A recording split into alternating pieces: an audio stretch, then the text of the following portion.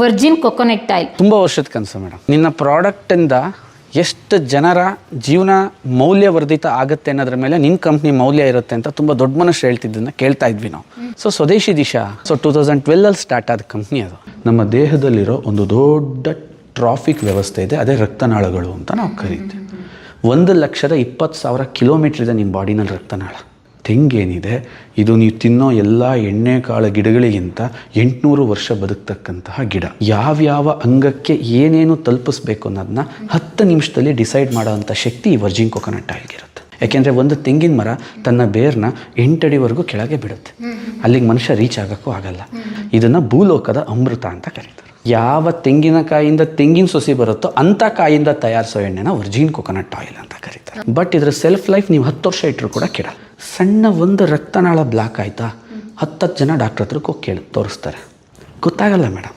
1,20,000 kilometre ಹುಡ್ಕೋಕ್ಕದೇನು ಮಕ್ಕಳಾಟ ಅಲ್ಲ. ಅದು ಎಲ್ಲಿಂದ ಹುಡುಕ್ತಾರೆ, ಯಾವ ರಕ್ತನಾಳ ಅಂತ ಹುಡುಕ್ತಾರೆ. ನಿಮಗೆ ಎಂಥ BP ಇರಲಿ ಜಸ್ಟ್ ಕನ್ಸ್ಯೂಮ್ ಮಾಡೋಕ್ಕೆ ಸ್ಟಾರ್ಟ್ ಮಾಡಿ. ಇದರಲ್ಲಿ HDL ಇದೆ ಮೇಡಮ್. ಇದಕ್ಕೋಸ್ಕರನೇ ಅವರು ಫಾರಿನ್ ಬಿಟ್ಟು ತಮ್ಮ ಹುಟ್ಟೂರಿಗೆ ಬಂದಿದ್ದಾರೆ.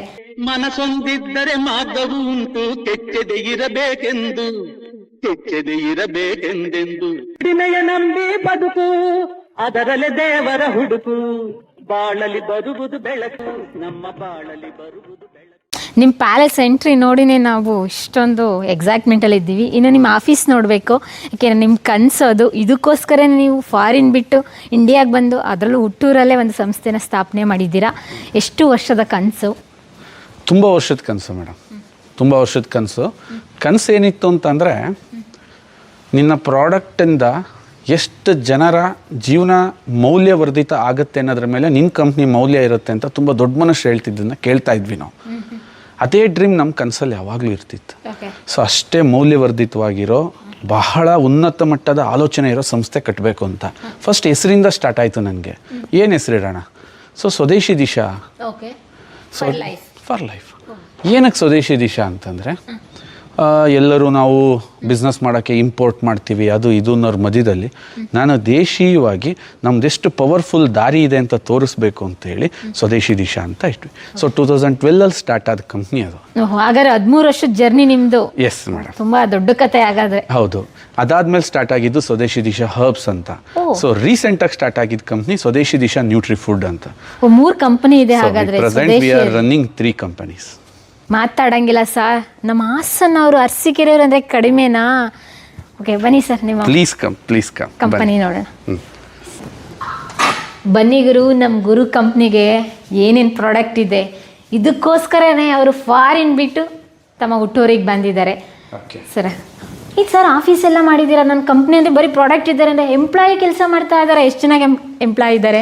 ಎಸ್ ಮೇಡಮ್, ಊರಲ್ಲಿ ಇಲ್ಲಿ ಎಲ್ಲ ಸೇರಿ ಒಟ್ಟು ಒಂದು 25 ಮೆಂಬರ್ಸ್ ವರ್ಕ್ ಮಾಡ್ತಾ ಇದ್ದಾರೆ. 25 ಮೆಂಬರ್ಸ್ ಜನ. ಬಟ್ ನೆಕ್ಸ್ಟ್ ಎಲ್ಲ ತುಂಬ ಒಂದು ದೊಡ್ಡ ಮಟ್ಟದ ಪ್ಲ್ಯಾನೇ ಇಟ್ಕೊಂಡು ನಾವು ಪ್ರೋಗ್ರೆಸ್ಸಿಗೆ ಸ್ಟೆಪ್ ಆಗ್ತಾ ಇದ್ದೀವಿ. ಯಾವುದೇ ಕಂಪನಿ ವರ್ಷದಿಂದ ವರ್ಷಕ್ಕೆ ತುಂಬ ಚೇಂಜ್ ಆಗ್ತಾ ಹೋಗುತ್ತೆ ಮೇಡಮ್. ಅದನ್ನ ಇನೋವೇಟಿವ್ ಪ್ರೋಗ್ರೆಸ್ ಅಂತ ಕರಿತೀವಿ ನಾವು. ಆ ಥರ ಪ್ರೋಗ್ರೆಸ್ಸಲ್ಲಿ we are reached that position. Great sir. ಮತ್ತು ಏನು ಸರ್ MNC ಕಂಪ್ನಿಗೆ ಇನ್ನು ಕಡಿಮೆ ಇಲ್ಲ, ಆ ಥರ ಚೇರ್ ಟೇಬಲ್ ಎಲ್ಲ ವರ್ಕ್ ಸ್ಟೇಷನ್ ಎಲ್ಲ ಮಾಡಿದ್ದೀರಲ್ಲ ಸರ್? ಡೆಫಿನೆಟ್ಲಿ. ಕೆಲಸ ಮಾಡೋರನ್ನ ಫಸ್ಟ್ ಆಫ್ ಆಲ್ ಅವ್ರು ಎಷ್ಟು ಗಂಟೆ ಕೂರಬೇಕಾಗತ್ತೆ, ಅವ್ರ ಕಂಫರ್ಟ್ ಎಷ್ಟು ಇಂಪಾರ್ಟೆಂಟು. ನಿಮ್ಮ ಕಂಪನಿ ಅಂತಂದರೆ ಯಾವುದೋ ಒಂದು ವಿಚಾರದಲ್ಲಿ ಒಳ್ಳೇದಿದೆ ಅಂತಲ್ಲ, ಪ್ರತಿಯೊಂದು ವಿಚಾರದಲ್ಲಿ ಒಳ್ಳೇದಿದ್ದಾಗ ಅದೊಂದು ಪರಿಪೂರ್ಣ ಕಂಪ್ನಿ ಆಗುತ್ತೆ. ನಾವು ಕೆಲವರು ನೋಡ್ತಾ ಇರ್ತೀವಿ, ಸರ್ ನಾನು ಸುಳ್ಳೇ ಹೇಳಲ್ಲ ಸರ್ ಜೀವನದಲ್ಲಿ ಅಂತಾನೆ. ಅದೊಂದು ಕ್ವಾಲಿಟಿಯಿಂದ ಇನ್ನೇನೂ ಆಗಲ್ಲ. ಇನ್ನು 99 ಕೆಟ್ಟದಿರುತ್ತೆ. ಸುಳ್ಳು ಹೇಳ್ಬಾರ್ದು, ಒಳ್ಳೇದು ತಿನ್ನಬೇಕು, ಒಳ್ಳೇದು ಆಲೋಚಿಸ್ಬೇಕು. 10 ಒಳ್ಳೆ ಗುಣ ಇದ್ದಾಗ ಒಬ್ಬ ಒಳ್ಳೆ ಮನುಷ್ಯ ಆಗ್ತಾನೆ. ಹಾಗೆ 10 ಒಳ್ಳೆ ವಿಚಾರ ಇದ್ದರೆ ಒಂದು ದೇಶ ಆಗುತ್ತೆ. ನಿಮ್ಮ ಕಾರ್ ಏನಾದ್ರು ಒಂದು ಫ್ಯೂಚರ್ ಇದೆ ಅಂತ ನೀವು ಕಾರ್ ತೊಗೋತೀರಾ? 10 ಬ್ಯೂಟಿಫುಲ್ ಪಾಯಿಂಟ್ ಇದ್ದರೆ ಕಾರ್ ತೊಗೋತೀರಾ? ಹಾಗೆ ಪ್ರತಿಯೊಂದು ಪಾಯಿಂಟಲ್ಲೂ ಕೂಡ ನಾವು ಅದನ್ನು ಇಂಪ್ಲಿಮೆಂಟ್ ಮಾಡ್ತಾ ಹೋಗಿದ್ದೀವಿ. Okay, great. ಹಾಗಾದರೆ ಇಲ್ಲಿ 4-5 ಜನ ವರ್ಕ್ ಮಾಡ್ತಾರೆ ದಿನನಿತ್ಯ. ಅಂದರೆ ಬೆಳಗ್ಗೆ ಎಷ್ಟು ಗಂಟೆಗೆ ಓಪನ್ ಆಗುತ್ತೆ, ಸಂಜೆ ಎಷ್ಟು ಗಂಟೆ ಕ್ಲೋಸ್? 9 to 6ವರೆಗೂ ಇರುತ್ತೆ ಆಫೀಸ್. ಆ್ಯಕ್ಚುಲಿ ಈ ಥರ ನಮ್ಮದು ಕೆಲಸ ನಡೀತಾ ಹೋಗುತ್ತೆ. ಫಸ್ಟು ಸ್ಟಾರ್ಟ್ ಮಾಡಿದ್ದು ಯಾವುದು ಸರ್? ಅದಕ್ಕೋಸ್ಕರ ಫಾರಿನ್ ಬಿಟ್ಟು ಬಂದಿದ್ದೀರಾ? This is the first product madam we are created. Keramrutha sir, ಈ ಪ್ರಾಡಕ್ಟ್ ಬಗ್ಗೆ ತುಂಬ ಕೇಳಿದ್ದೀನಿ, ತುಂಬ ವಿಡಿಯೋಗಳಲ್ಲಿ ನೀವು ಮಾತಾಡಿದ್ದೀರಾ. ವರ್ಜಿನ್ ಕೊಕೊನಟ್ ಆಯಿಲ್ ಏನು ಸರ್ ಇದು? ಏನು ಥಾಟು, ಏನು ಸ್ಪೆಷಾಲಿಟಿ ಇದ್ರದ್ದು? Yes please madam. ನೋಡಿ, ಈಗ ಜನಗಳಲ್ಲಿ ತುಂಬ ಪ್ರಾಬ್ಲಮ್ ಬರ್ತಾ ಇದೆ.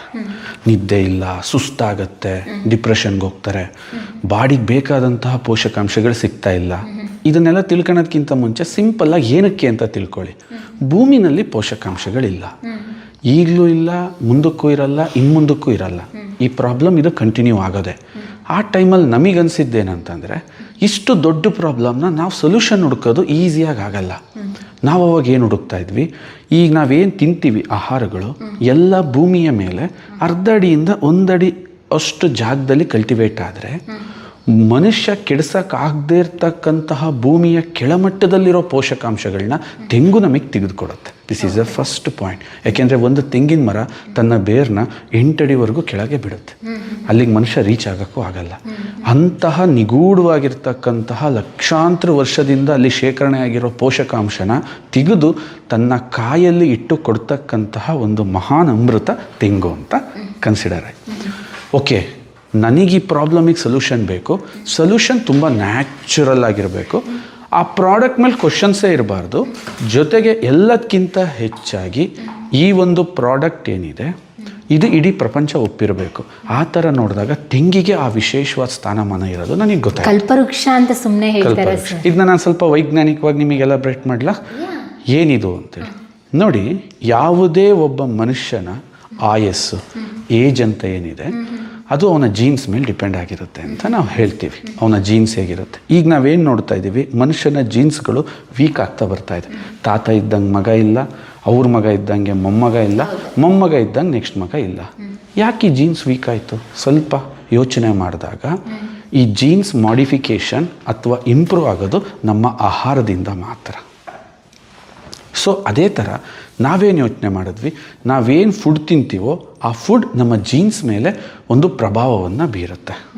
ನಾನು ತಿನ್ನೋ ಆಹಾರ ನನ್ನ ಬಾಡಿಲಿರ್ತಕ್ಕಂಥ ಜೀನ್ಸ್ನ ಮಾಡಿಫಿಕೇಷನ್ ಮಾಡುತ್ತೆ. ಅನಿಮಲಿಂದ ಆಗಲ್ಲ. ಹಂಗೇನಾದರೂ ಅನಿಮಲಿಂದ ಜೀನ್ಸ್ ಮಾಡಿಫಿಕೇಷನ್ ಆಗುತ್ತೆ ಅಂತ ಗೊತ್ತಿದ್ರೆ ಹುಲಿ ತಿಂದು ಹುಲಿ ಥರ ಆಗ್ಬಿಡೋರು, ಆನೆ ತಿಂದು ಆನೆ ಥರ ಆಗ್ಬಿಡೋರು. ಅದಾಗಲ್ಲ ಅಂತ ಗೊತ್ತು. ಪ್ಲ್ಯಾಂಟ್ ನಿಮ್ಮ ಬಾಡಿಲಿರೋ ಜೀನ್ಸ್ನ ವೇರಿಯೇಷನ್ ಮಾಡುತ್ತೆ.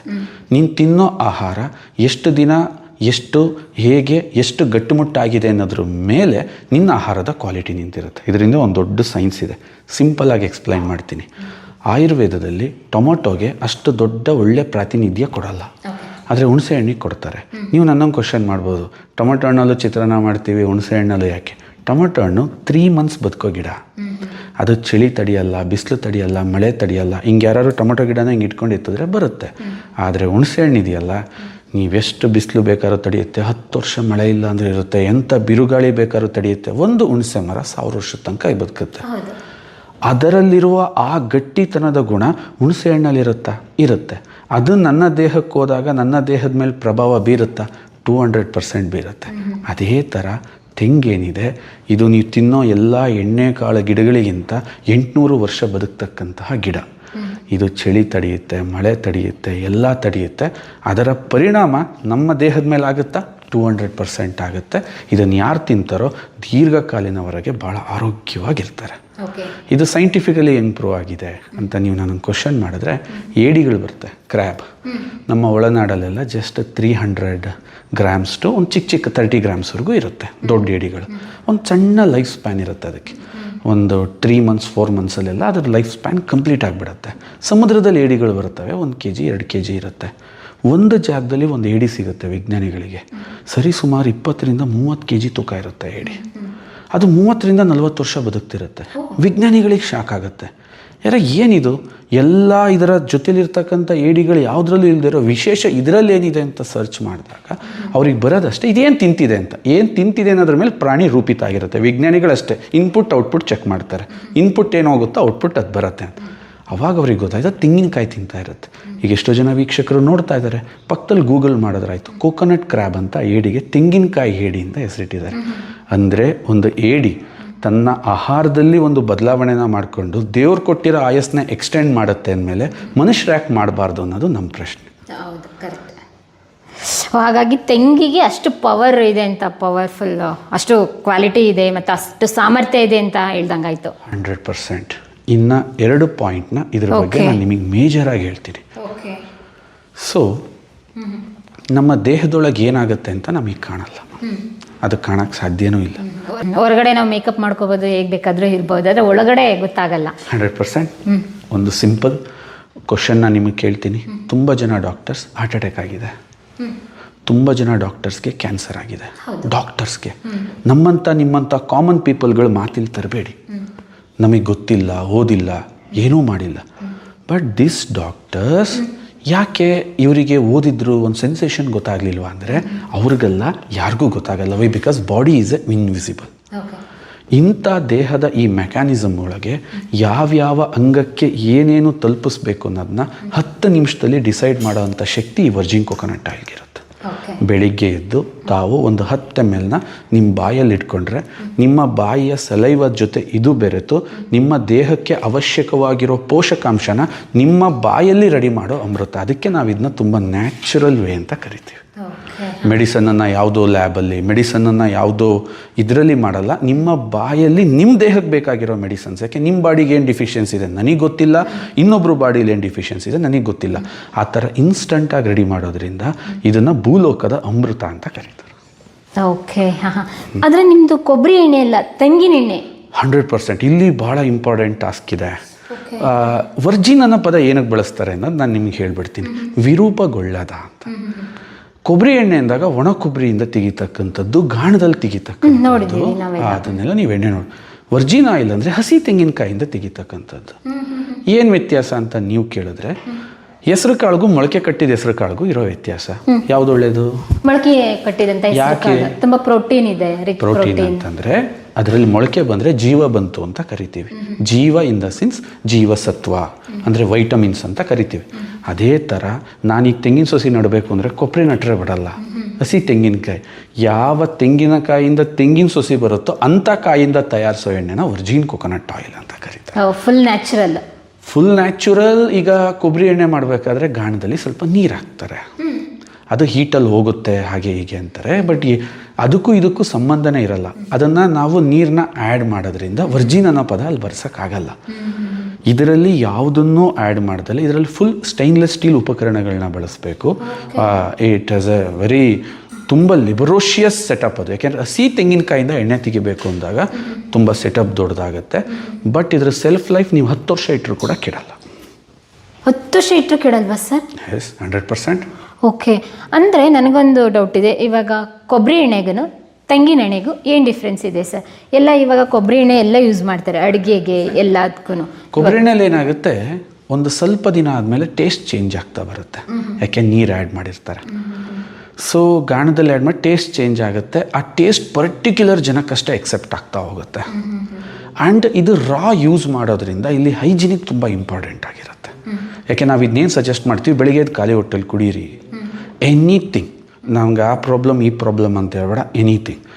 ಸರ್ ಅಷ್ಟು ಅಕ್ಯೂರಾಗಿ ಹೆಂಗೆ ಹೇಳ್ತೀರಾ ಅಂತಂದರೆ ನಿಮಗೊಂದು ಇದರದ್ದೊಂದು ಸ್ಮಾಲ್ ಕೆಲಸ ಹೇಳ್ಬಿಟ್ಟು ಸ್ಟಾರ್ಟ್ ಮಾಡ್ತೀನಿ.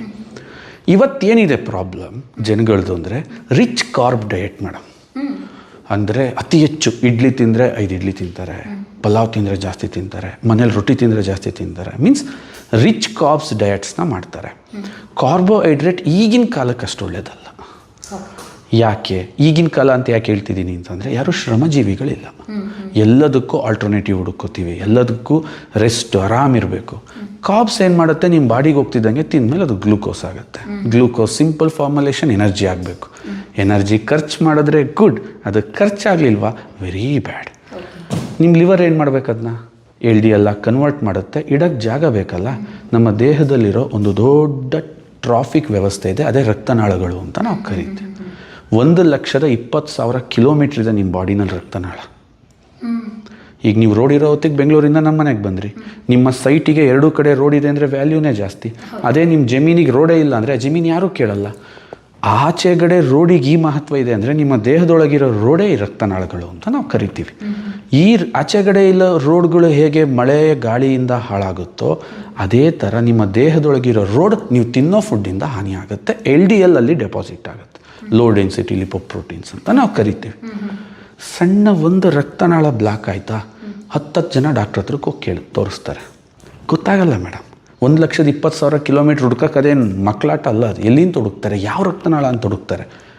ಅಂತಹ ಎಂತೆಂಥ ಸಮಸ್ಯೆಗಳು ಅದ್ರ ರಿಲೇಟೆಡ್ ಇದ್ದು ಸರ್ ಬಿ ಪಿ ಜಾಸ್ತಿ ಆಯಿತು, ಹಾರ್ಟಿಗೆ ಒತ್ತಡ ಬಂತು, ಬಿ ಪಿ ಜಾಸ್ತಿ ಆಯಿತು, ಹಾರ್ಟ್ ಅಟ್ಯಾಕ್ ಕಾಮನ್ ಆಯಿತು. ನಿಮಗೆ ಎಂಥ ಬಿ ಪಿ ಇರಲಿ ಜಸ್ಟ್ ಕನ್ಸ್ಯೂಮ್ ಮಾಡೋಕ್ಕೆ ಸ್ಟಾರ್ಟ್ ಮಾಡಿ. ಇದರಲ್ಲಿ HDL ಇದೆ ಮೇಡಮ್. ಆ LDLನ ಬಂಧಿಸಿ ಅದನ್ನು ತೊಗೊಬಂದು ವಾಪಸ್ ಲಿವರಿಗೆ ಕೊಟ್ಟು ನನ್ನ ದೇಹದಿಂದ ಆಚೆಗೆ ಹಾಕ್ಸೋಕ್ಕೆ HDL ಬೇಕು. ಮುಳ್ಳನ್ನು ಮುಳ್ಳಿಂದನೇ ತೆಗಿಬೇಕು, ಕೆಟ್ಟ ಕೊಬ್ಬನ್ನು ಒಳ್ಳೆ ಕೊಬ್ಬಿಂದ ಹೋಗಿಸ್ಬೇಕು. ಆ ಒಳ್ಳೆ ಕೊಬ್ಬು ಇದರಲ್ಲಿ ರಿಚ್ ಇರೋದ್ರಿಂದ ನಿಮ್ಮ ಎಂಥ ರಕ್ತನಾಳಗಳು ಬ್ಲ್ಯಾಕ್ ಆಗಿದ್ರೂ ಇದರಿಂದ ರಿಲೀಸ್ ಆಗುತ್ತೆ. You get ultimate result. ನಾ ಅದು ಇದು ಅಂತ ಹೇಳಲ್ಲ, ಎನಿಥಿಂಗ್ ಟೋಟಲಿ. ಒಬ್ಬ ಆರೋಗ್ಯವಂತ ವ್ಯಕ್ತಿ ಜೀವನ ನಡೆಸಬೇಕು ಅಂದರೆ go with Virgin coconut oil. Okay, ಎಲ್ಲರೂ ಇವಾಗ ಕೊಕೊನಟ್ ಸಿಗದೇ ಇರೋದಕ್ಕೆ ಕೊಕೊನಟ್ ಆಯಿಲ್ ಎಲ್ಲಿ ಸಿಗುತ್ತೆ ಏನೋ ಗೊತ್ತಿಲ್ಲದೆ ಇರೋದಕ್ಕೆ ಕೊಬ್ಬರಿ ಎಣ್ಣೆ ತಗೊಳ್ತಾರೆ. ಯೂಶ್ವಲಿ ಕೊಬ್ಬರಿ ಎಣ್ಣೆನೇ ಕೊಕೊನಟ್ ಆಯಿಲ್ ಅಂತ ಯೂಸ್ ಮಾಡ್ತಾ ಇದ್ದಾರೆ. ಮಾರ್ನಿಂಗ್ ಇದ್ದು ಆಯಿಲ್ ಪುಲ್ಲಿಂಗ್ ಅಂತೆ, ಅದನ್ನು ಸ್ವಲ್ಪ ದಿನ ಕುಡಿಯೋದು, ಸ್ವಲ್ಪ ದಿನ ಹಿಂಗೆ ಬ್ಯಾಲೆನ್ಸ್ ಆಗೇನೋ ಮಾಡೋದು ಅಂತ ಹೇಳಿ. ಇವಾಗ ಸೆಲೆಬ್ರಿಟೀಸ್ ಎಲ್ಲ ಹೇಳ್ತಾರೆ, ಶಿಲ್ಪಾ ಶೆಟ್ಟಿ ಎಲ್ಲ ಮಾರ್ನಿಂಗ್ಗೆ ನನ್ನ ಡೇ ಸ್ಟಾರ್ಟ್ ಆಗೋದೆ ಕೊಕೊನಟ್ ಆಯಿಲಿಂದ ಅಂತ ಹೇಳಿ. ಅವ್ರದ್ದು ಹೆಲ್ತ್ ಸೀಕ್ರೆಟು ಬ್ಯೂಟಿ ಸೀಕ್ರೆಟ್ ಏನು ಅಂತ ನೀವು ಹೇಳಿದ್ಮೇಲೆ ನಮಗೆ ಇವಾಗ ಅರ್ಥ ಆಗ್ತಾ ಇದೆ. Definitely madam. ಬೆಳಗ್ಗೆ ಎದ್ದು ನೀವು ಸ್ಟಾರ್ಟ್ ಮಾಡಿದಾಗ ಇಡೀ ನಿಮ್ಮ ಬಾಡಿಗೆ 10 ನಿಮಿಷದಲ್ಲಿ ಎಷ್ಟು ಎನರ್ಜಿ ಸಪ್ಲೈ ಆಗುತ್ತೆ ಅಂತಂದರೆ, ಫಸ್ಟ್ ಇದು ಕಾರ್ಬ್ಸ್ ಕ್ರೇವಿಂಗ್ಸ್ನ ಕಮ್ಮಿ ಮಾಡುತ್ತೆ. ಕಾರ್ಬ್ಸ್ನ ತಿನ್ನಬೇಕು ಅನ್ನೋ ಹುಚ್ಚನ್ನು ಕಮ್ಮಿ ಮಾಡುತ್ತೆ. ಇದು ಒಂದು ಕಾನ್ಸಂಟ್ರೇಟೆಡ್ ನ್ಯೂಟ್ರಿಷನ್ ಆಗಿರೋದ್ರಿಂದ ಸ್ವಲ್ಪ ಆಹಾರದಲ್ಲಿ ಅತಿ ಹೆಚ್ಚು ದೇಹಕ್ಕೆ ಶಕ್ತಿ ಸಿಕ್ಕಿದಾಗ ನಿಮ್ಮ ದೇಹ ಸುಸ್ತಾಗಲ್ಲ, ನಿಮ್ಮ ದೇಹ ತುಂಬ ಕ್ರಿಯಾಶೀಲವಾಗಿರುತ್ತೆ. ಇವಾಗ ಜನಗಳ ಪ್ರಾಬ್ಲಮ್ ಏನು, ಸರ್ ಸುಸ್ತು ಸರ್ ಆಗ್ತಿಲ್ಲ, ರಾತ್ರಿ ನಿದ್ದೆ ಬರ್ತಿಲ್ಲ. ಅವ್ರು ನೋಡ್ತಾರೆ, ತಿಂದ್ಬಿಟ್ಟು ಹಾಕ್ಲಿಸ್ತಾರೆ. ತಿಂಡಿ ತಿನ್ನೋದಕ್ಕಿಂತ ಮುಂಚೆ ಸುಸ್ತು, ತಿಂದ ಮೇಲೂ ಸುಸ್ತು, ಟೋಟಲಿ ಇಡೀ ದಿನವೆಲ್ಲ ಸುಸ್ತು, ಮನುಷ್ಯನೂ ಸುಸ್ತು. ಸೊ ಏನು ಮಾಡೋಣ ಹಂಗಾದರೆ? Start with this things. ಯಾಕೆ ಬೆಳಗ್ಗೆ ನಮ್ದು ಮಾರ್ನಿಂಗ್ ಏನು ನಮ್ಮ ಬಾಡಿಗೆ ತಗೊಳ್ತೀವಿ ಅದು ಇಡೀ ದಿನ ಅದೇ ರೀತಿಯಾಗಿ ವರ್ಕ್ ಮಾಡ್ತೀವಿ ನಾವು. It's not expensive also. ಎಷ್ಟು ಸಾವಿರ ಇಷ್ಟು ದೊಡ್ಡದಿದೆಯಲ್ಲ ಎಕ್ಸ್ಪೆನ್ಸಿವ್ ಅಂತ ಮೀನ್ಸ್ ಬೆಳಿಗ್ಗೆ ಎಲ್ಲರಿಗೂ ಕಾಮನ್ ಮ್ಯಾನ್ ಯೂಸ್ ಮಾಡಬಹುದು. ಬೆಳಿಗ್ಗೆ ಎದ್ದು ಒಂದು ಲೋಟ ಕಾಫಿ ಕುಡಿಯೋಕೆ ಎಷ್ಟು ಇನ್ವೆಸ್ಟ್ ಮಾಡ್ತೀರಾ ತಾವು? ಕನಿಷ್ಠ ಅಂದ್ರೆ ಒಂದು 25-20 ರೂಪಾಯಿ ಅನ್ಕೊಳ್ಳೋಣ. ರೈಟ್. 10 ml ನೀವು 9 ರೂಪಾಯಿ ಇನ್ವೆಸ್ಟ್ ಮಾಡಿದ್ರೆ ನಿಮಗೆ ಅಂಥ ಒಂದು ಹೆಲ್ತ್ ಸೀಕ್ರೆಟ್ ನಿಮಗೆ ಸಿಗುತ್ತೆ ಅಂದಮೇಲೆ it's not expensive. Anybody can afford it. ತೀರಾ ಕಡು ಬಡವರು ಯೂಸ್ ಮಾಡ್ಬೋದು. ಯಾಕೆಂದ್ರೆ ಅವ್ರ ಮನೆಯಲ್ಲೂ ಬೆಳಗ್ಗೆ ಎದ್ದು ಸ್ಟಾರ್ಟ್ ಆಗುತ್ತೆ ಕಾಫಿ ಟೀ ಇಂದಲೇ. ಅದನ್ನೇ ನಾನು ಹೇಳ್ತಾ ಇದ್ದೀನಿ, 9 ರೂಪೀಸ್ ಖರ್ಚಾಗುತ್ತೆ ನಿಮಗೆ ಮಾರ್ನಿಂಗ್ ಒಂದು ಟೈಮ್ ಒಬ್ರು ಕುಡಿಯೋಕ್ಕೆ. ಸೊ ಇದರಿಂದ ಸಿಗೋ ಇನ್ನು ಉಳಿದ ಹೆಲ್ತ್ ಬೆನಿಫಿಟ್ಸ್ನ ನಾನು ಹೇಳಿದ್ರೆ ನೀವು ಕೂಡ ತುಂಬಾ ಆಶ್ಚರ್ಯ. ನಿಮ್ಮ ಬೆಂಬಲದೊಂದಿಗೆ ನಮ್ಮ ಪಯಣ ಮುಂದುವರಿಯುತ್ತಿದೆ. ಸಾಮಾಜಿಕ ಬದಲಾವಣೆಗೆ ಜೊತೆಯಾಗಿ ನಮ್ಮ ಮುಂದಿನ ಪೀಳಿಗೆಗೆ ಕರ್ನಾಟಕದ ಇತಿಹಾಸ ಉಳಿಸೋಣ.